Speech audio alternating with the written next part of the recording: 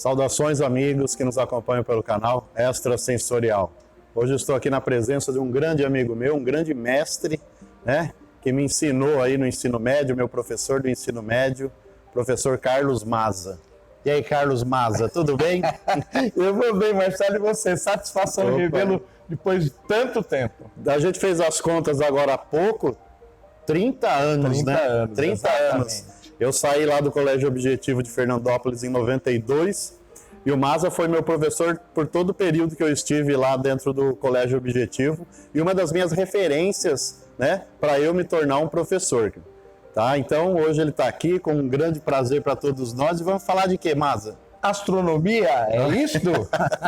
Exatamente. Hoje é astronomia, mas já fechamos uma nova entrevista para o ano que vem sobre um outro assunto muito interessante. Então, fica ligado aí, pessoal. E aí, Maza, já que nós vamos falar de astronomia, como é que surge esse universo? Qual a teoria mais aceita? Tem uma, tem duas? Como é que funciona?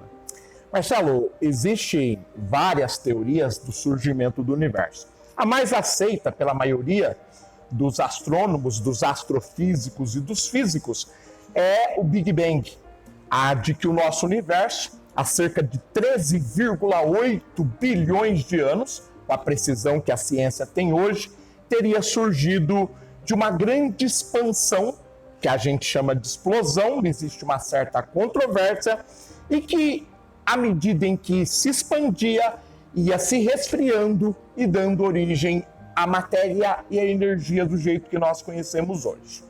Essa é a mais provável das hipóteses. Aí existe uma série de outras possibilidades, mas isso a gente vai desenvolvendo durante a conversa. Sim, muito bacana. Então tem essa expansão, né? Essa controvérsia, a gente escuta muito o pessoal, explosão, expansão e tal. E era um ponto de energia? Isto, na física a gente chama isso de singularidade. É um ponto do espaço adimensional em que tudo o que nós conhecemos atualmente estava concentrado. Portanto, as leis da física não funcionam sobre tais condições. Aí, uma flutuação, e aí a gente vai entrar em algo um pouco mais específico, que são algumas teorias da física moderna, uma flutuação, uma alteração faz com que esse material comece a se expandir. A questão dessas flutuações e de alterações, ela vai entrar na concepção do espaço. O espaço, na medida em que você vai analisando ele cada vez mais em níveis ultramicroscópicos, você vai percebendo que ele tem uma estrutura. E essa estrutura, ela é uma estrutura não linear. A gente não pode imaginar o espaço como a gente está acostumado, como se fosse uma cama elástica lisa. Se você, então, for analisando em nível ultramicroscópico, você vai perceber que é como se fosse a fervura de uma água. Vai se formando bolhas, vão se soltando pedaços, e destes pedaços, destas bolhas, pode acontecer, isso é questão de probabilidade, da expansão de matéria. Isso a gente entrou, evidentemente, numa particularidade da física quântica, mas também naquilo que a gente chama de teoria das cordas. Então, são fatos bastante recentes. A teoria das cordas, para a física, ela começa nos anos 1980. Há duas evoluções que marcam o surgimento da teoria das cordas. A primeira delas é de 1984. Portanto, é algo em termos físicos muito recente, em termos astronômicos muito recente, e que nós estamos trabalhando. Fato é que, do ponto de vista físico e matemático, é possível que haja flutuações, e nessas flutuações do espaço eu posso eventualmente formar um ponto de singularidade, e essa expansão passa a ser possível. E existem outros pontos de singularidade? Se detecta isso ou não? Isso não é detectável? Todos os buracos negros, Marcelo, eles são pontos de singularidade. Olha que bacana. Então, tanto é que, indo no campo especulativo, muitos acreditam que o Big Bang, na verdade, foi o quê? Marcelo, os buracos negros, eles sugam a matéria e concentram num ralo. Este ralo ele tem ligação com outro ponto do espaço, formando aquilo que a gente chama de buracos brancos. Pode ser, então, que o nosso universo surgiu da morte de um universo anterior. O ralo de um super buraco negro, que parece ser o destino final do nosso universo, ele teria sugado toda a matéria desse universo pregresso, concentrado e depois expandido. Nós acreditamos que os buracos brancos são os quasares atuais. Sim. E esse ralo seria os chamados buracos de minhoca, que Einstein já falava, tanto que tecnicamente o buraco de minhoca ele é chamado de ponte Einstein-Rosen. Sim. Então esses buracos negros eles podem ser a origem, né, eles dar a origem de um outro universo. Se você me permite aqui, eu quero fazer um paralelo a um material de uma grande amiga minha mãe estelar, Val Esperidião. Ela tem um livro que se chama Projeto Vida, inclusive ela dá cursos, tem um canal aí no YouTube, Projeto Vida Infinita e Inteligente. Ela traz essa concepção de que o nosso Big Bang nada mais é do que ela chama de portal, mas aí, né, essa linguagem fica a critério de cada um, que é um portal onde é ejetado matéria de um universo para o nosso. Ou seja, a teoria que ela traz, o conhecimento que ela nos traz, está indo ao encontro do que você está me dizendo, Maza. Sim, perfeito. Claro que essa é uma parte mais especulativa. Sim, ainda não está nada provado. Não, e vai ser difícil de provar em curto espaço de tempo em função da tecnologia e do conhecimento. No entanto, não é impossível. Haja feito que nós conhecemos o trabalho de Isaac Asimov em O Colapso do Universo, que é um livro que ele explica a formação dos buracos negros como ninguém, e se fala em mini buracos negros. Inclusive, o excepcional efeito Tunguska, no leste da Sibéria, sim, que é tido como um meteoro, Isaac Asimov acredita que foi o choque de um mini buraco negro com a Terra. Ele sim explicaria aquela liberação de energia. Os mini buracos negros estariam no espaço em quantidade astronômica. Interessante. E retomando ali no Big Bang, eram energia, a singularidade, aquele momento, há essa expansão e após o resfriamento começa a se formar a matéria. Exato. Né? As partículas mais elementares. Como que funciona isso? Perfeitamente, Marcelo. O fato é que as partículas elas têm um nível de energia. Na verdade, Einstein já havia deduzido isso, que matéria e energia são as mesmas coisas. O aparecimento da energia ou da matéria depende da necessidade da manifestação. Claro que esse nível de energia ele depende da temperatura média do espaço. No início do Big Bang, as temperaturas eram tão elevadas que era impossível formar a matéria como nós conhecemos. Isso. Foram necessários, então, alguns segundos para o resfriamento e a expansão dessa matéria inicial para originar as primeiras partículas que nós chamamos de partículas elementares. Depois, essas partículas elementares, elas começam a se coalescer, porque junto com a matéria e com a energia vão aparecer as 4 forças fundamentais da natureza. Então, essa interação faz com que essas partículas deem origem a corpos maiores, começando pelos átomos, evoluindo para as moléculas e os corpos estelares e planetários que conhecemos hoje.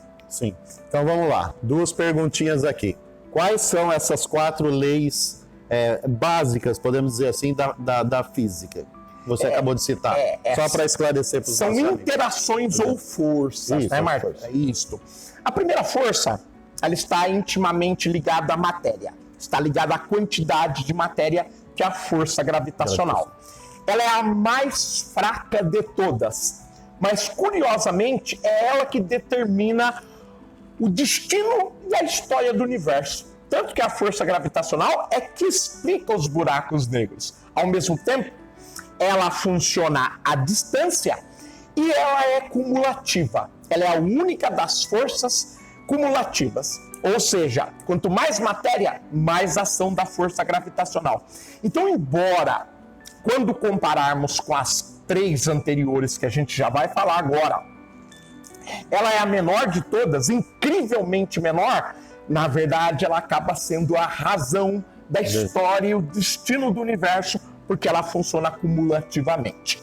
Depois nós temos a força eletromagnética, que é bastante conhecida também, tanto é que você sabe que existe a matéria, ela tem um comportamento de cargas, basicamente 3 cargas, a neutra, a positiva e a negativa.